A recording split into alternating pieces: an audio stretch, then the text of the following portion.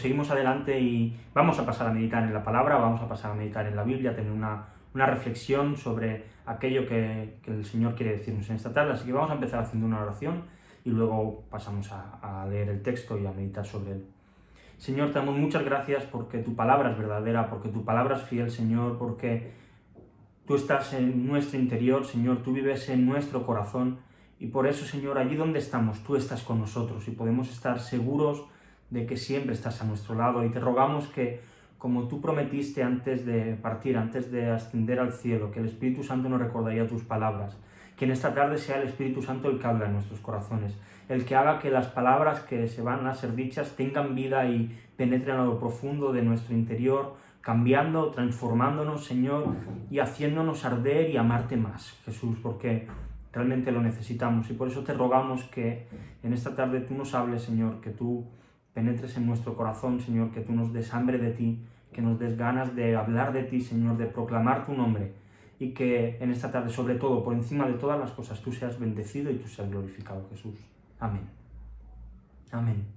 Llegamos hoy al final del capítulo 1 de Filipenses, que hemos estado viendo durante las últimas semanas. Pablo ha dado gracias por la fe y por el compromiso que estos creyentes de Filipos tenían con el Evangelio, y les ha dado también noticias de cómo él estaba en la cárcel, pero que aun estando en la cárcel el Evangelio seguía avanzando porque los cristianos de Roma, gracias a su vida, pues estaban predicando aún con más ganas. Decía que había algunos que lo hacían solamente por fastidiarle a él y otros lo hacían de corazón porque el Evangelio fuese anunciado. Y que Pablo tenía esta disyuntiva de que no sabía si viendo que su resultado del juicio estaba cerca, no tenía claro si lo mejor era salir libre, porque esto era bueno para el Evangelio, era bueno para los filipenses, era bueno para los que vivían en Roma, o era morir, porque era muchísimo mejor poder encontrarse con Cristo. Así que, tanto de una cosa como de otra, el Evangelio iba a salir bien parado, el nombre de Jesús iba a salir bien parado. Y hoy ya nos enfrentamos a los últimos versículos de este capítulo 1, y dice así a partir del 27 al 30, solamente que os comportéis como es digno del Evangelio de Cristo, para que sea que vaya a veros, o que esté ausente, oiga de vosotros que estéis firmes en un mismo espíritu, combatiendo unánimes por la fe del Evangelio, y en nada intimidados por los que se oponen, que para ellos ciertamente es indicio de perdición, mas para vosotros de salvación, y esto de Dios. Porque a vosotros os es concedido a causa de Cristo, no solo que creáis en Él, sino también que padezcáis por Él, teniendo el mismo conflicto que habéis visto en mí, y que ahora oís que hay en mí. Amén. En estos últimos versículos, hasta aquí Pablo ha estado dando noticias, como ya hemos dicho, les ha estado dando gracias, ha orado por ellos, pero ahora les va a hacer un ruego, una petición, solamente que os comportéis como es digno del Evangelio de Cristo, para que, o sea que vaya a veros, o que esté ausente. Pablo les escribe no como el apóstol que tiene autoridad y que la reclama por parte de Dios, sino porque al final Pablo ya había estado con ellos tenían un respeto grande por Pablo, habían visto como allí en Filipos Pablo había sido apresado, había sido azotado, y ahora les está hablando con cariño, con un cariño especial, y empieza con solamente. Pablo no va a hacerles una demanda ni va a hacerles una exigencia, va a hacerles un ruego que tiene que ver con su manera de vivir, que se comporten de la misma manera que el Evangelio es, de la misma manera por la que Pablo está dando su vida, y que tantos otros lo están haciendo, que se comporten como esta manera de vivir merece que seamos, y que ellos se comportaran. Y no solo esto, Pablo les dice que tanto si él vive como si él muere, ellos deben comportarse de esta manera, les ruega que se comporten así. Su comportamiento de los filipenses a favor del Evangelio no se relaciona con la vida de Pablo, sino que se relaciona con Cristo.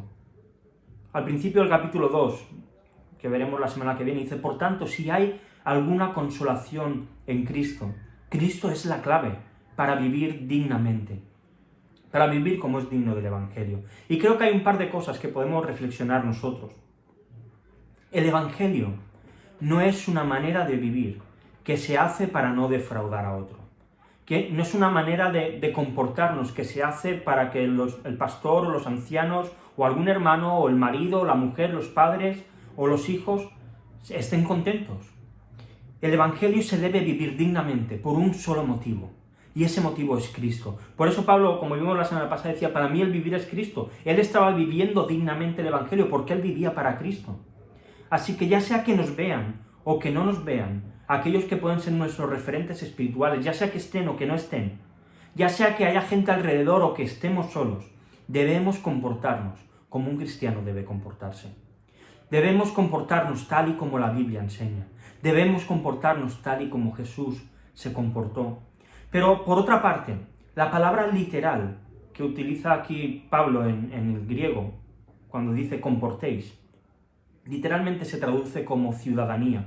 El diccionario bíblico Vine añade esta nota al significado. Se emplea metafóricamente de la conducta como en armonía con las características de la comunidad celestial.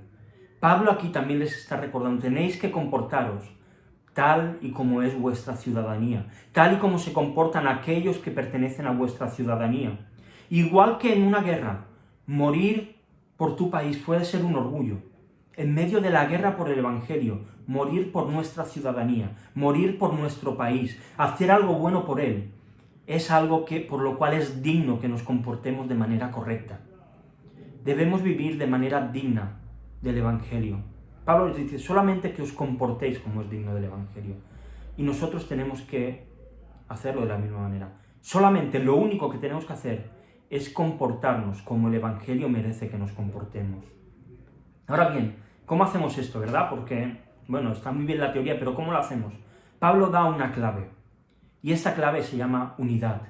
Pablo no está hablando a creyentes individuales, recordemos, sino que él está escribiendo una carta a los creyentes que forman un cuerpo, y en toda la carta resalta que la unidad es algo vital.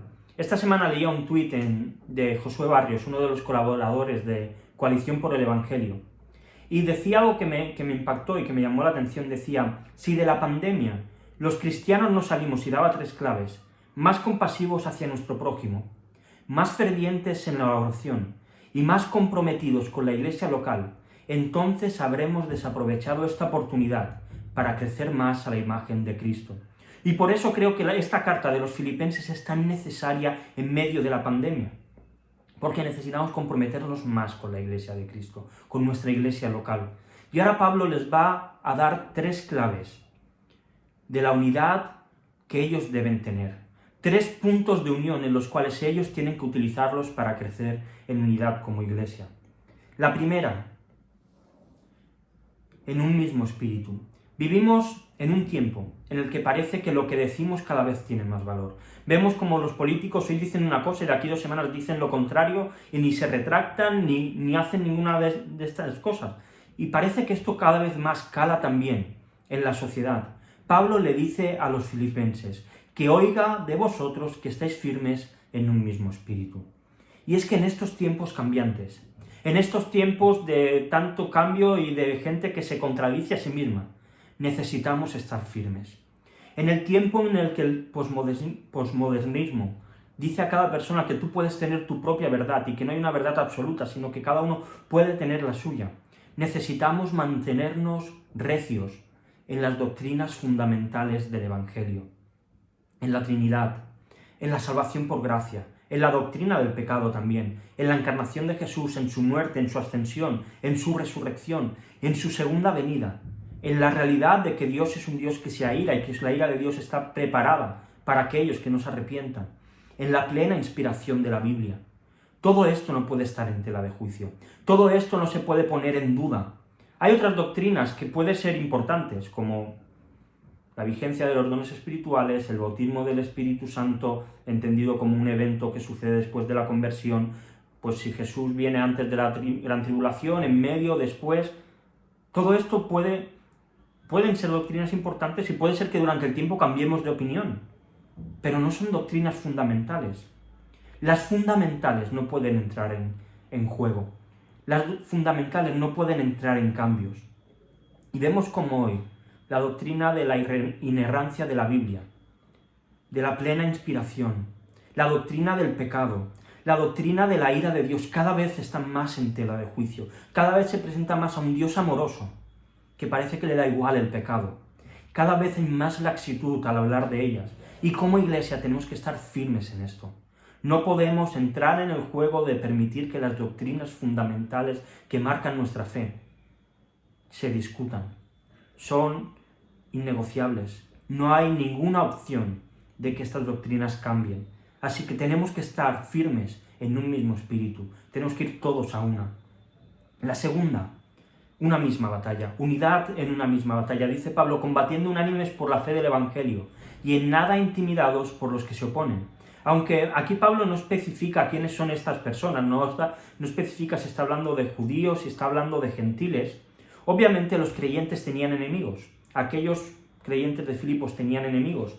Y en el capítulo 3, versículo 2, da ya algún rasgo de estos. Dice, guardaos de los perros, guardaos de los malos obreros, guardaos de los mutiladores del cuerpo. Claramente aquí parece que está apuntando directamente a los judíos, a los cristianos que se habían convertido al Evangelio, pero que seguían siendo judaizantes. Y luego versículo 18 y 19 del mismo capítulo 3, Pablo dice, porque por ahí andan muchos, de los cuales os dije muchas veces, es decir, Pablo en anteriores ocasiones ya les había advertido acerca de estos. Dice, y aún ahora lo digo llorando, que son enemigos de la cruz de Cristo, el fin de los cuales será perdición, cuyo Dios es el vientre y cuya gloria es su vergüenza, que solo piensan en lo terrenal. Así que vemos como Pablo tenía claramente en mente quiénes eran sus adversarios, personas que estaban atentando contra el Evangelio. Y hoy en día la Iglesia sigue teniendo enemigos contra los cuales tenemos que estar atentos. Los que tuercen las Escrituras, como hemos dicho antes, los que intentan poner en tela de juicio las doctrinas fundamentales, los que ponen en duda la veracidad de la Biblia, los que vienen con un mensaje de amor tan grande que el pecado ni aparece y el ser humano se puede acercar a Dios sin necesidad de Jesús porque Dios es tan bueno que no necesitamos nadie que nos salve. Aquellos que son legalistas y imponen cargas pesadas sobre otros que la Biblia no marca. Igualmente, por el otro lado, aquellos que dicen que no pasa nada, que podemos pecar todo lo que queramos, porque donde abundó el pecado sobreabundó la gracia. Un extremo y otro atentan directamente contra la gracia y atentan directamente contra el Evangelio. Pero no solamente estos son los enemigos, hay más enemigos.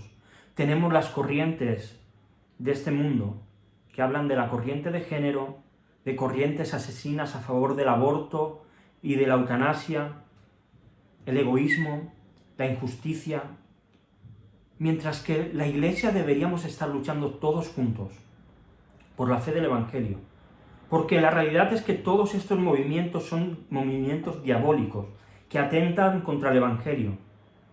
Por un lado, los cristianos nos callamos y nos acobardamos y nos dejamos vencer y superar por todos estos movimientos, porque nos da miedo ser perseguidos, porque nos da miedo ser señalados, porque nos da miedo que nos digan, este es diferente, nos da miedo que nos dejen de lado en el trabajo, en los estudios, nos da miedo que nos puedan multar, tenemos tanto miedo, pero ¿qué pasa si nos persiguen? ¿Cuál es el problema? Como vimos la semana pasada y dijo Pablo, estar con Cristo es muchísimo mejor. Si nos mataran, estar con Cristo es mucho mejor. ¿Qué es lo peor que nos puede pasar? Tenemos que luchar por la fe del Evangelio, porque el que está con nosotros es mayor que todos los que pueden venir contra nosotros, es mayor que cualquier enemigo que se pueda levantar, porque Cristo prometió que las puertas del infierno no iban a prevalecer sobre su iglesia, porque en la cruz Cristo obtuvo la victoria y Él se la entregó a la iglesia, le dio potestad para transformar los corazones por medio de la predicación del Evangelio. Así que tenemos que luchar. Ahora bien, esta lucha no es mía, no es de mi familia, no es del pastor, no es de los ancianos, es una lucha de todos. Es una lucha que se lleva a cabo unánime, como dice Pablo. Y tantas veces, en vez de pelear contra estas cosas, en vez de pelear contra los verdaderos enemigos, nos ponemos a pelear contra nosotros mismos, entre nosotros. Es que tal, mira lo que se ha enterado, que me ha pasado esto, que estoy mal, que tengo un problema, y no ha venido a decirme nada. Es que ha sido mi cumpleaños y el pastor no ha cogido y me ha llamado y me ha felicitado. Es que no me hablo con tal persona porque hace 5 años me hizo esto, me hizo aquello, y ya desde entonces mi relación con él está rota. Es que, excusas, historias, y al final, en lugar de luchar contra los enemigos del Evangelio, luchamos entre nosotros. Y en vez de estar unánimes, tenemos una iglesia mal formada, separada, enfadada por tonterías, que lo único que demuestra es que somos unos egoístas y que el Evangelio y su avance nos importa cero. Cuidado, dejemos de pelear entre nosotros y luchemos y batallemos por el bien del Evangelio. Y la tercera clave de la unidad, una misma salvación. Dice Pablo que para ellos ciertamente es indicio de perdición, mas para vosotros de salvación, y esto de Dios. Este es indicio de perdición, la Biblia de las Américas lo traduce como es señal de perdición. Y es que Pablo quiere traer tranquilidad a los filipenses. Dios está gobernando todo. Él tiene el control. Escribe William Hendrickson en su comentario sobre Filipenses. El fracaso de los adversarios en su intento de intimidar a los creyentes y la valentía e intrepidez de estos es prueba de que Dios está llevando a cabo su plan. Esta batalla en la que la Iglesia está no permite el tan conocido y famoso últimamente concepto de equidistancia. O luchas a favor del Evangelio o luchas contra él. No hay término medio. Es decir, o Dios te está dando la valentía y la intrepidez, o te dejas llevar y permites que los adversarios venzan. Los que luchan, es evidente que han recibido la salvación. Los que les da igual y hasta a veces apoyan los mensajes y las consignas del enemigo, necesitan arrepentirse inmediatamente. No es concebible que un creyente esté a favor del aborto. No es concebible que un creyente esté a favor de la eutanasia.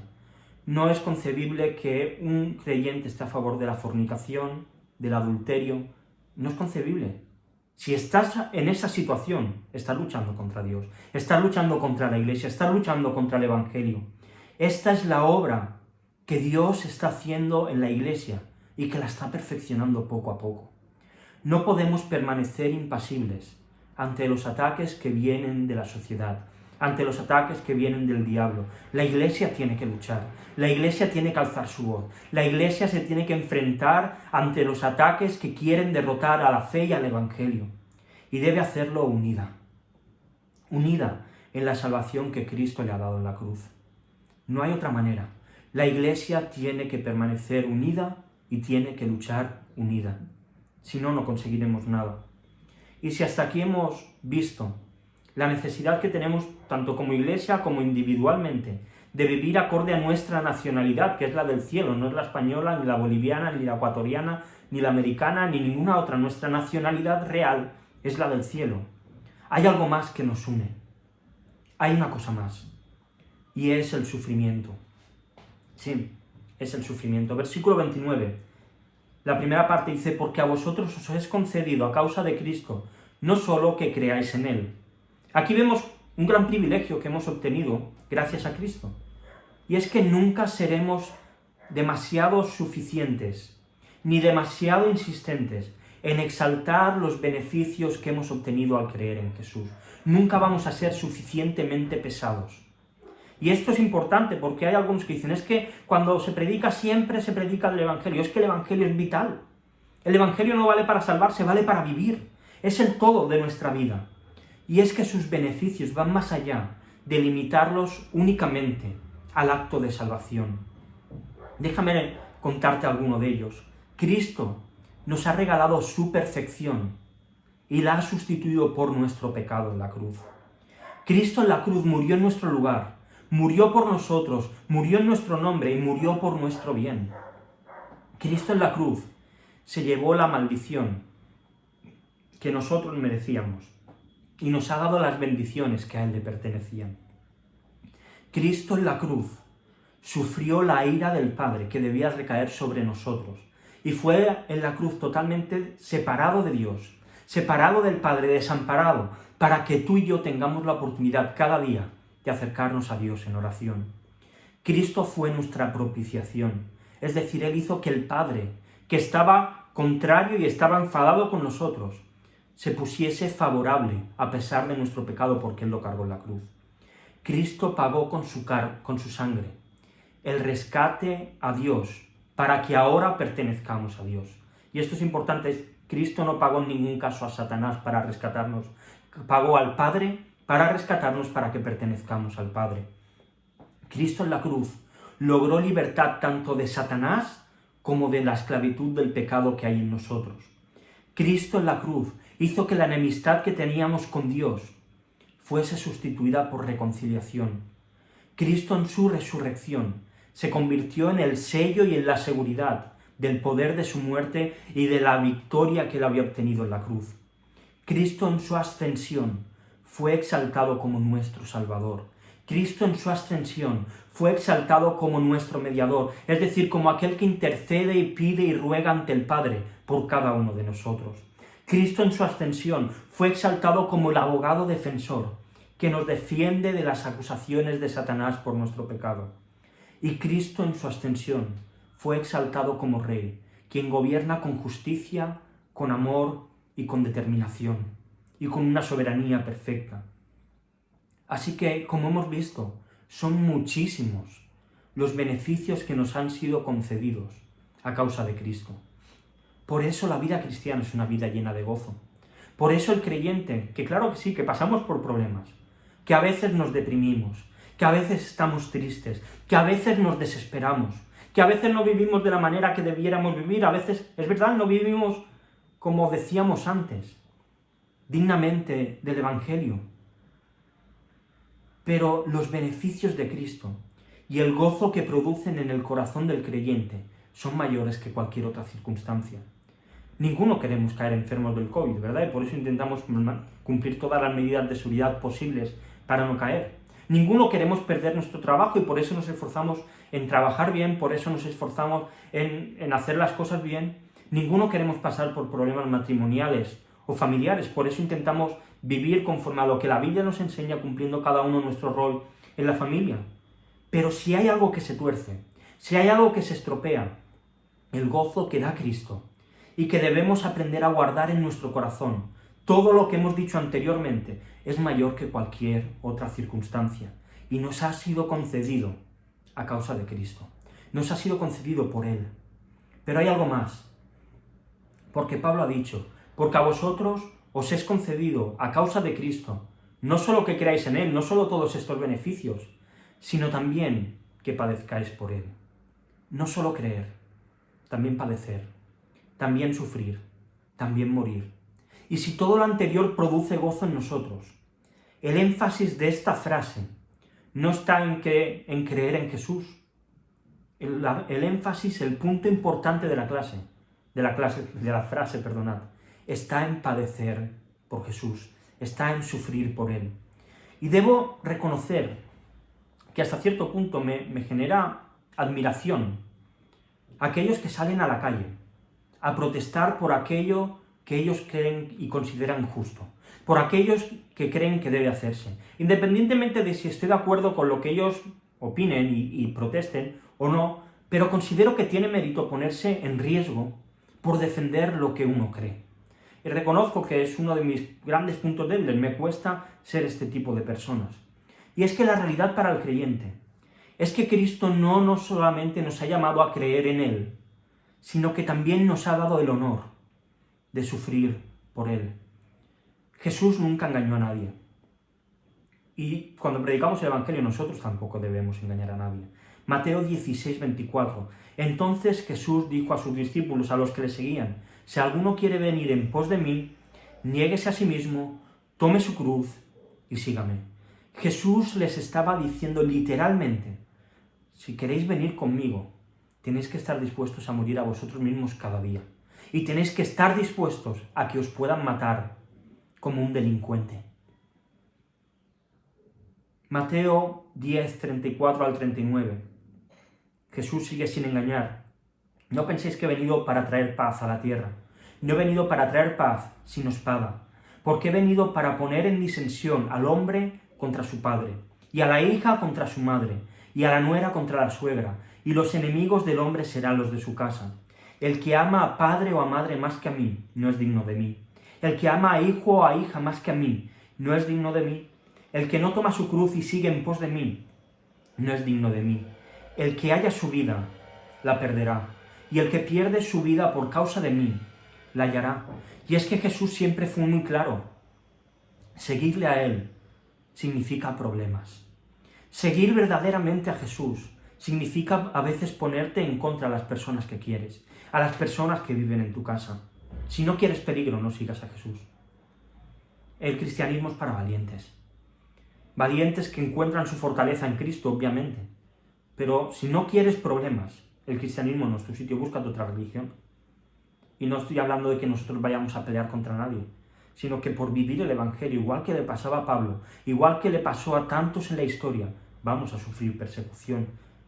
Sufrir por Cristo es algo honorable, es algo deseable, porque aquellos que lo hacen serán verdaderamente felices. Mateo 5:11, bienaventurados sois cuando por mi causa os vituperen y persigan, y digan toda clase de mal contra vosotros mintiendo.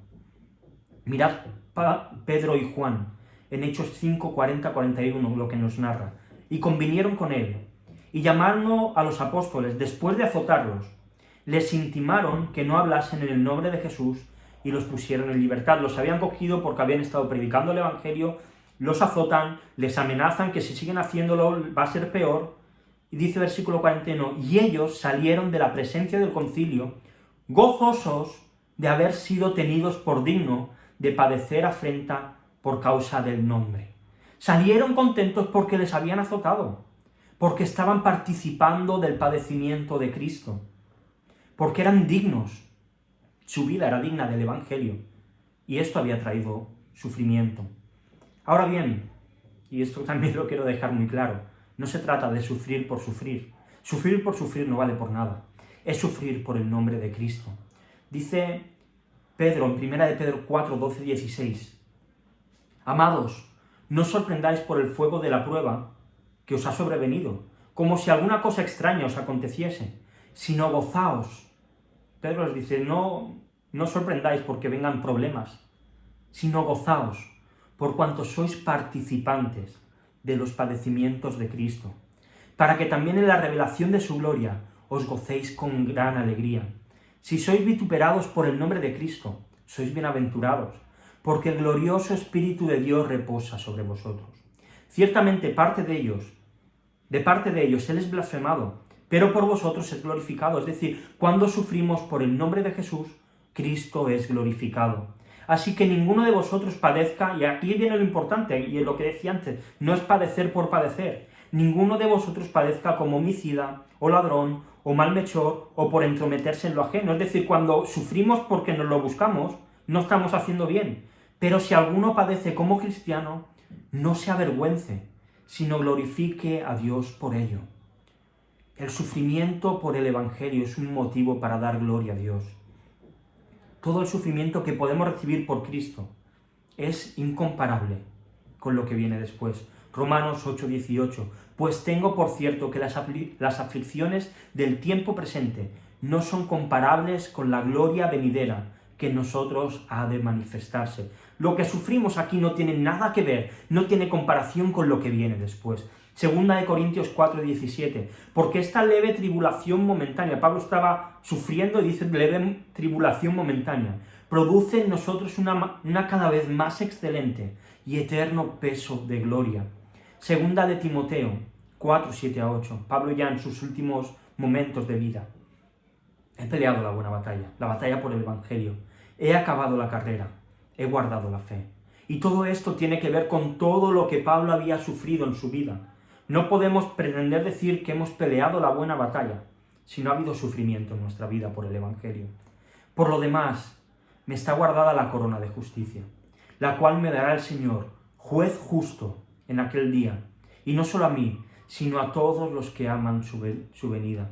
Pablo podría dar un máster en sufrimiento por el Evangelio, y nosotros debemos sufrir por el Evangelio. Lo necesitamos, es parte de haber conocido a Cristo. El sufrimiento es parte de la vida cristiana. Y como digo, no tiene que ser sufrir por sufrir, sino sufrir por el bien del Evangelio. Y último versículo. Teniendo el mismo conflicto que habéis visto en mí, y ahora oís que hay en mí. El conflicto de Pablo siempre fue en favor del Evangelio.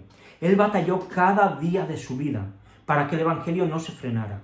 Él estaba luchando contra el plan de Satanás. Ellos lo vieron cuando Pablo estuvo en Filipos, cuando él fue azotado, cuando recibieron las noticias de que él había sido encarcelado, no como una simple información, sino como un reto a vivir en medio de una sociedad idólatra, como la que vivían los filipenses. Las noticias de Pablo eran un reto para ellos.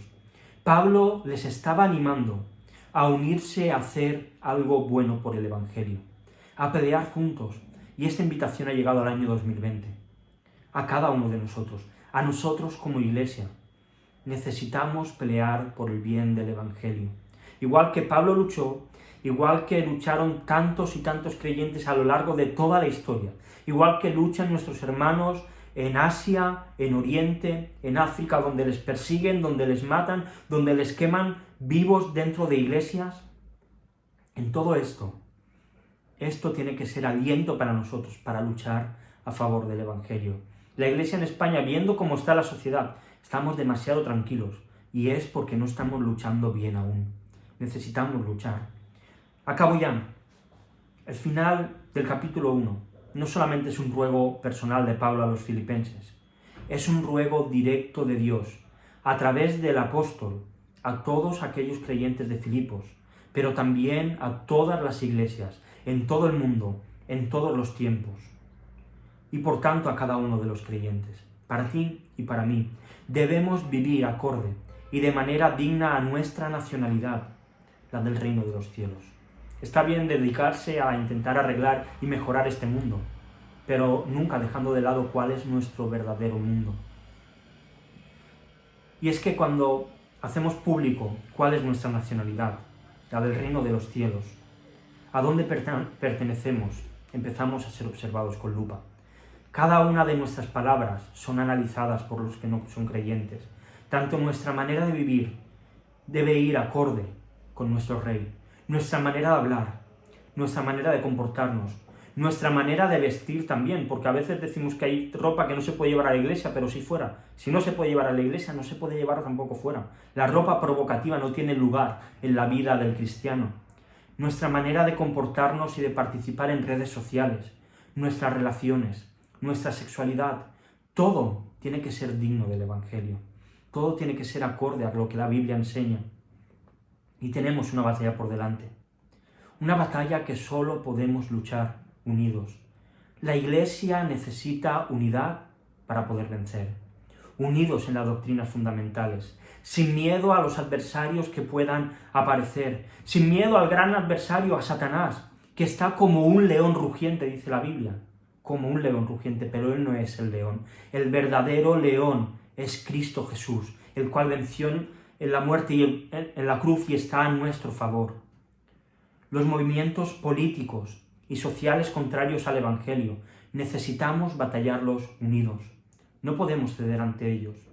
La desestructuración de la familia tradicional, el aborto, la eutanasia, la ideología de género, la normalización y el ataque cada vez más claros y evidentes hacia la sexualidad, poniendo en duda la sexualidad de los niños y potenciando la voluntad de querer cambiar de sexo.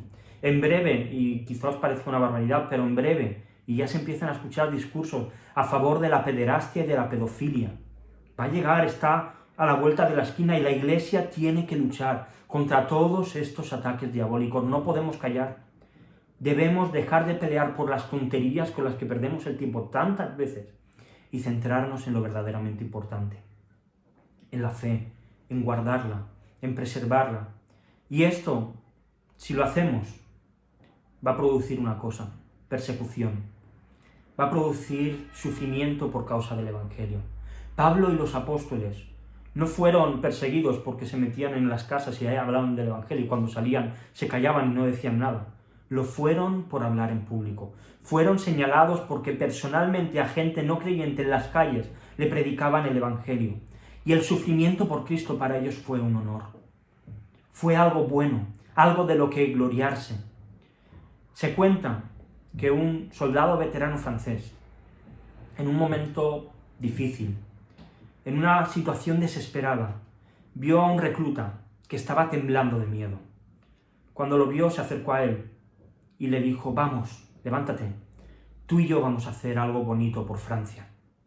Y sabes, tú y yo tenemos la oportunidad, tenemos el privilegio de hacer algo que valga la pena por Cristo y algo que valga la pena por el Evangelio. Quizá traiga sufrimiento, pero la Iglesia está llamada a hacer algo que valga la pena para la eternidad. Vamos a orar.